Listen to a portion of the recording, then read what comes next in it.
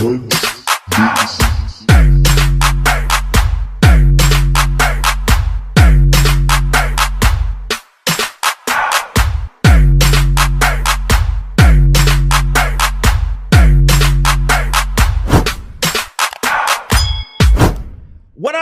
up, Funky Buds? I told y'all that I had an interview coming y'all way that has been years in the making. I have none other than the legendary Nicci Gilbert.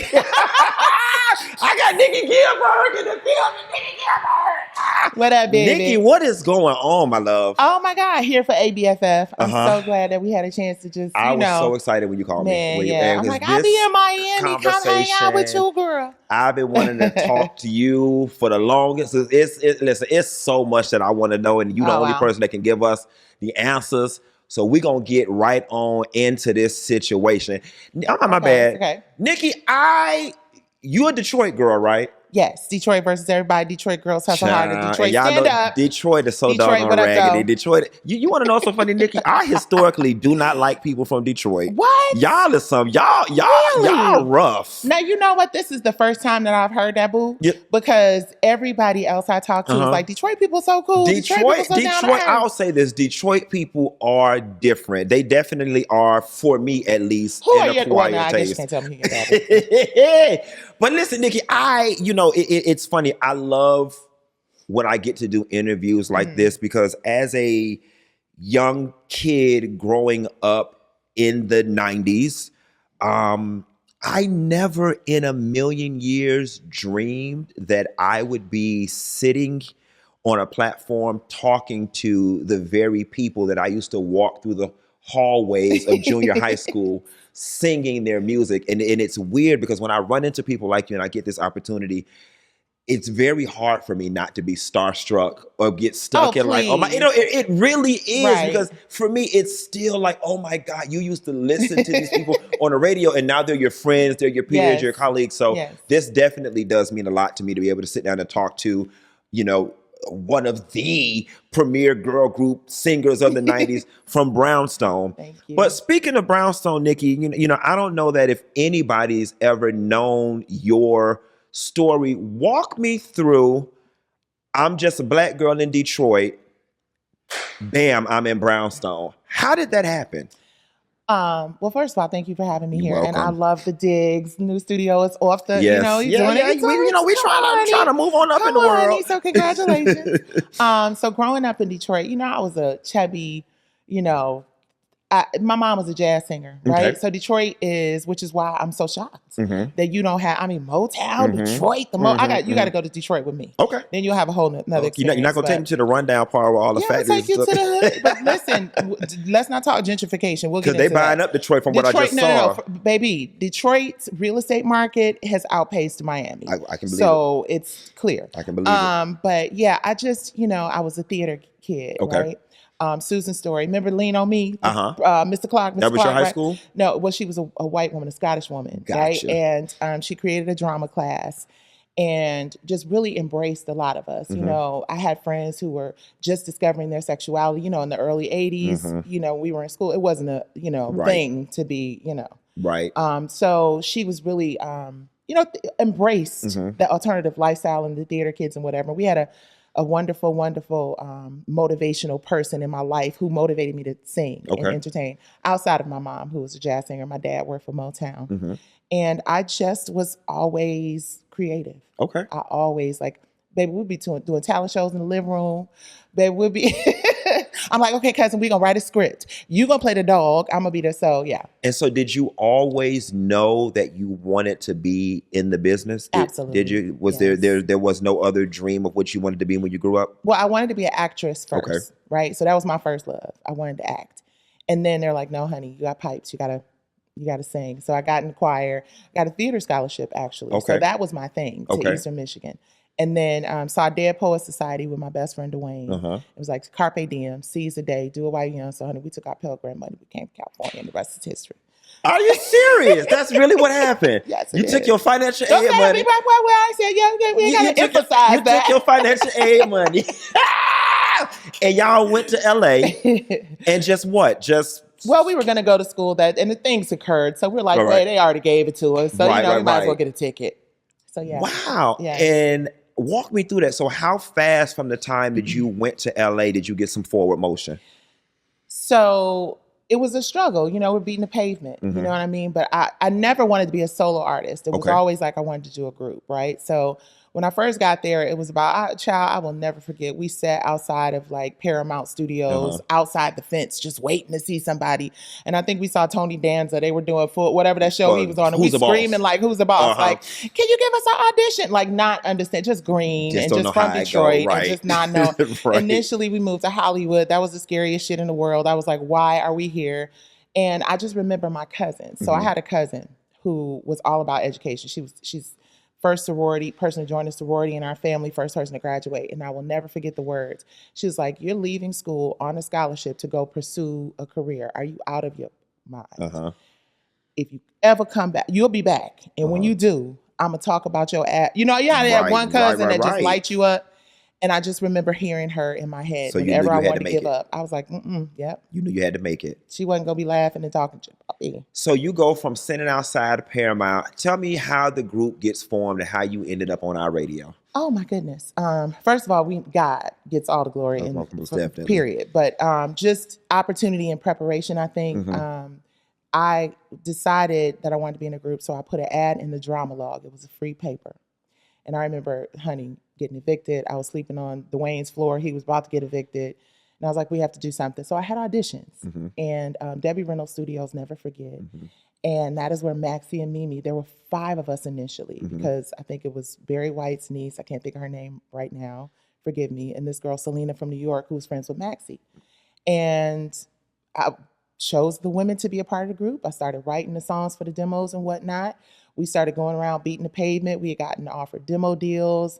I'll never forget. Well, I'm not gonna share that story yet.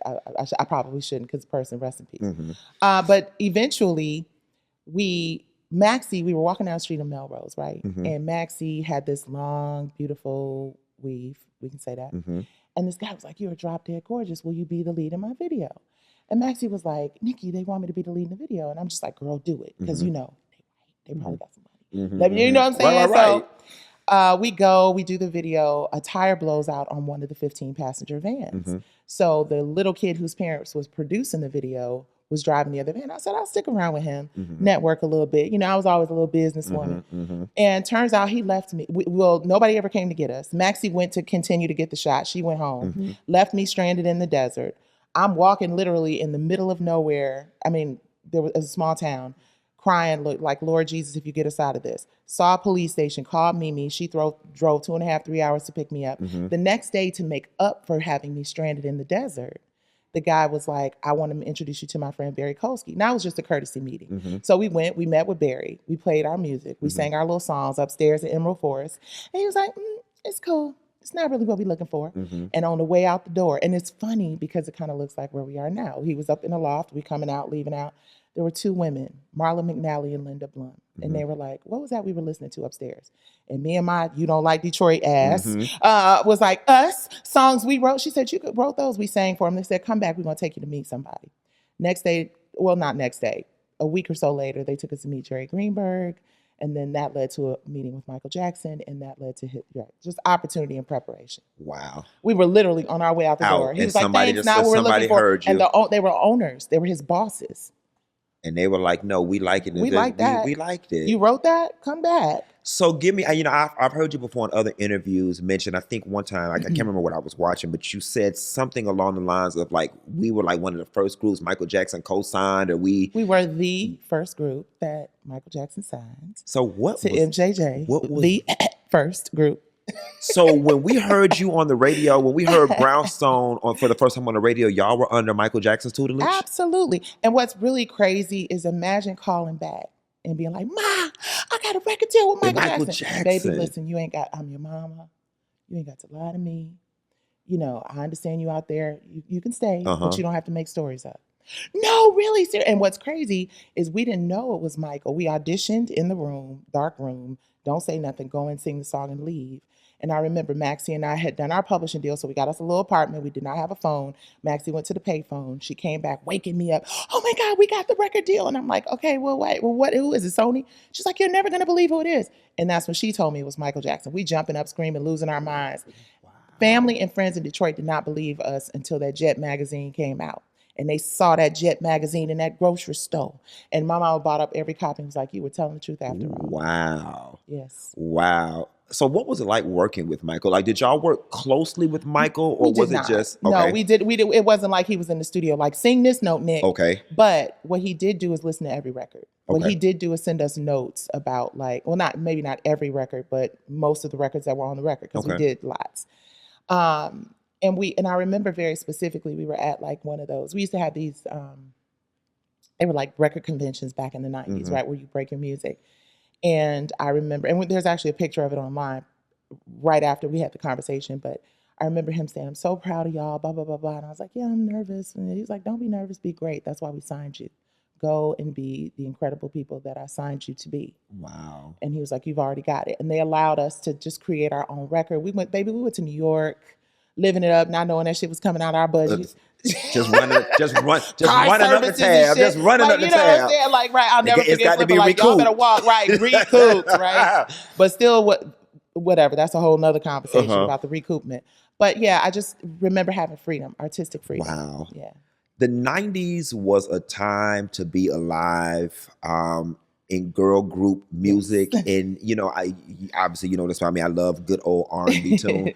But Nicci, what was it like in the 90s? Like, walk me through maybe like being at a Soul Train Awards or something. Then you got all the 90s girls there. I mean, what was that like? The 90s was really an incredible time in music. And I think that's why most of us aren't stuck per se, but it's just like we reminisce about times when we were actually, closer knit. Yeah. You know what I'm saying? Yeah. We actually like like Pac was my boy. You know what I'm saying? Like he's this legendary rapper, now, but like I'll never forget like sitting in the car with Pac and he's just like, Nick, yo, that Don't Cry For Me got me through my bed. You know what I'm saying? And it wasn't a thing. Right. Biggie would you know what I'm saying? Like Wow. I remember just meeting all of them, 50, and it was just a very in the tunnel in New York. We were just young, we were geeked. It was a brotherhood and a sisterhood that is very different today. And right? it's very evident too that it's missing. Yeah. It's very evident that it's missing. On the subject of the 90s and on R&B, Nicci, as an artist, you tell me what happened to the genre. Just what happened to the genre? Like, baby. I miss like You said what happened? Radio stations don't even have the Quiet Storm anymore. They don't even have the Love Hour. Like down here in Miami, we had a radio station and at from 8 to 10, they just slow it all down and it just be R&B. It'd be y'all, Shanice, Tamia, Deborah Cox, Changing Faces. I mean, all the girls. And it's almost as if now R&B is just you gotta look up under rocks or go find indie artists to just get that good R&B thing back. What happened? Q, I think it was lack of artist development. Like what I recall very specifically in the 90s, right, was that like we went through artist development. We went through a process of writing and creating. Like I did so many records to get to these great records, right? It wasn't about let's hurry up and do. I mean, first of all, that shit was 5.5 minutes long. Okay, there's number one. You got a whole lot more music, right? But I think it was also, we were coming off of the 70s and the 80s. And, we were coming out, I mean, there were amazing artists that could inspire us to be greater. I mean, how the hell how you listen to Dionne Warwick, Shaka Khan, Whitney Houston? How do you not push yourself to be greater? Agreed. And I think when we started to lose those greats, and when the record labels understood, I think it was Napster or whatever the hell you want to call it, that you could just throw some shit in the microwave and it'd be done and you could serve it up and it's good. The longevity, the quality of the content. I remember being in rehearsals Like we would go from vocal rehearsal to band rehearsal to choreography. Our choreographers, I remember one time we went to lunch or something in between rehearsals and got a little twisted. And we came in, our choreographer was like, go home. I'm not, it was Frank Gatson. Oh, Frank Gatson was wow. like, just go home. Yeah. Why are you even here? Like, You why ain't taking are you it serious. you're laughing, you're joking around, you're not taking it seriously? These days, folks would come up and be like, Right. okay, I'm ready. No, I'm just playing. Right. But you understand what I'm saying? But yeah, it's the So truth. I think that, it's unfortunate. Artist development goes a long way. And artist development happened because there were executives who cared about music. Jerry Greenberg cared about music. Jerry Greenberg was a drummer. Jerry Greenberg worked with the Eagles with Aretha Franklin. I'll never forget when he called Don Henley and asked him if we could do I Can't Tell You Why. Is that how y'all got I Can't Tell You Why? Absolutely. Okay. You understand? So we were record people. Now, And it's weird, right? Because obviously we know it's a business. Yes. But I liked it better when the art came before the business and the business didn't come before the art. And I think that's what's going on right now. They're just like, oh, this girl over here in the corner, she got 4 million Instagram followers and it went viral on TikTok. Let's just get 10 more of her. We ain't got to put nothing into it. Yeah. And now we just have this microwave generation of artistry and, quite frankly, a genre of music that you have to search high and low in order to still find quality music. I have a friend of mine who said, I was like, what happened to R&B? He said, I'm gonna tell you what happened. He said, niggas stopped falling in love. And I busted out laughing. And I said, it's a lot of moving parts to this thing. The culture has a lot to do with it. Because you're right. Like, Nicci, it's not cool to get down on your knees and sing and beg to your girl no more. Oh, baby, I miss you. Come back on. Yeah. We ain't doing that no more. You know what I'm saying? Everybody. We're doing it. We're just doing it live in venues with people who like music. There you go. I just hate it, though. I hate it, though. And that's why when R&B Divas came about. Yes. Tune in to part 2 of this interview to find out what really happened with Nicci Gilbert and the R&B Divas, how it came about, and why it went away.